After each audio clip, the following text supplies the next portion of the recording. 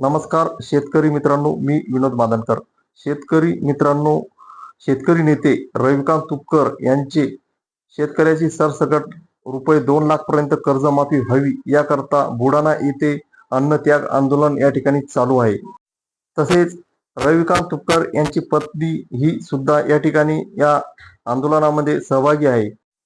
रविकांत तुपकरांच्या पत्नी यांनी बुलढाणा येथे भीक मागो आंदोलन या ठिकाणी केले। सरकारजवळ शेतकऱ्यांची कर्जमाफी करण्याकरता पैसे नाहीत, त्याकरता सरकारकरता त्यांनी भीक मागून या ठिकाणी सरकारकडे या ठिकाणी पैसे पाठवण्याचे या ठिकाणी केलेले आहे। त्याकरता त्यांनी भीक मागो आंदोलन या ठिकाणी केलेले आहे आणि हे आंदोलन करत असताना त्यांनी काय प्रतिक्रिया या ठिकाणी व्यक्त केल्या त्या आपण या ठिकाणी थोडक्यात बघूया। सरकारसाठी भीक द्या. सरकारसाठी आदेश पाहिजे. सरकारसाठी भीक द्या. सरकारसाठी भीक द्या.